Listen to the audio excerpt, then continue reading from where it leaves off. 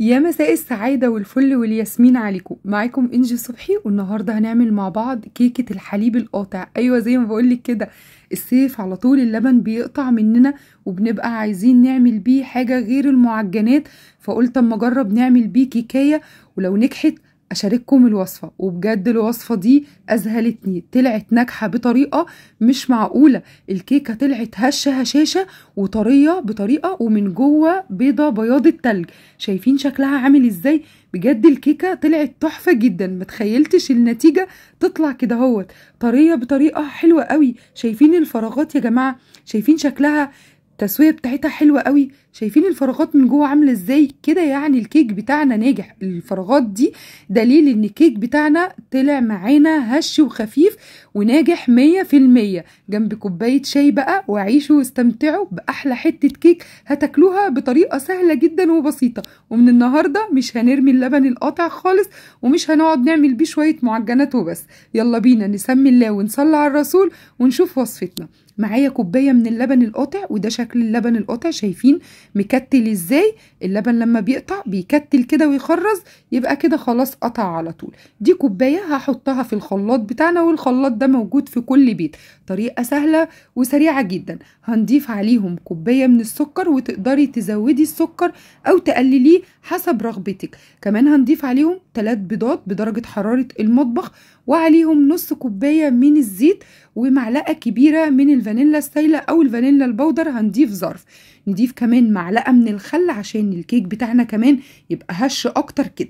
نضربهم كويس قوي ونركنهم على جنب. بالنسبة للمكونات الجافة، معايا 2.5 كوباية من الدقيق، اللي هو المج العادي اللي انتوا شايفينه اللي موجود في كل بيت. ننخله كويس قوي، علشان نخل الدقيق ده اللي بينجح لي الكيكة ويخليها كمان معايا هشة، ويبقى كلها فراغات، ولو في اي حاجة في الدقيق تطلع معانا في النخل. هنضيف عليهم باكو من بيكنج باودر حلو الشام، ودي كانت اول تجربة ليا مع حلو الشام في البيكنج باودر، وبجد نتيجته كانت حلوة جدا. هنضيف كمان كده ذرة من الملح، ونقلب بقى المكونات الجافة بتاعتنا، وننزل عليهم بالمكونات السائلة بتاعتنا. نقلب الخليط بتاعنا كويس قوي، ونتأكد ان مفيش اي تكتلات او اي حاجة ما اندمجتش. لازم نقلب الخليط كويس قوي. وده شكل الخليط وقوامه. شايفين ده القوام المظبوط بتاعنا. نجيب بقى القالب بتاعنا. انا استخدمت القالب البايركس، تقدري تستخدمي القالب الألمونيا، التيفال، اي قالب موجود عندك تقدري تستخدميه.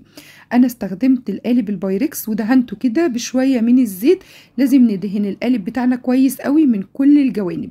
ونصب الخليط بتاعنا. طبعا انا قبل ما اشتغل في الكيك كنت مشغله الفرن على درجة حرارة 180، وده عامل مهم جدا لنجاح الكيك للناس اللي بتشتكي من فشل الكيك. ندخله على الرف الوسطاني، هيقعد 35 دقيقة، وبعد كده نطلعه نختبره كده بالخلة، هتطلع نضيفة كده. يبقى الكيك بتاعي مستوي. لو الخلة طلعت فيها اي بواقي من الكيك، يبقى لسه الكيك بتاعي ما استواش، واستنى عليه 5 دقايق كمان.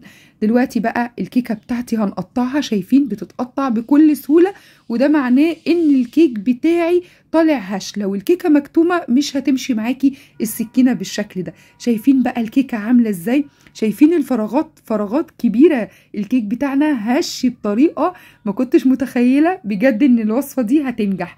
ولما نجحت انا قلت لازم اشارككم الفيديو دوت. شايفين بجد تحفة جدا وجميلة. جربوها وان شاء الله هتعجبكم. ويا ريت لو عجبكم الفيديو ما تنسوش لايك وشير للفيديو وكومنت حلو للتشجيع. مع الف سلامة.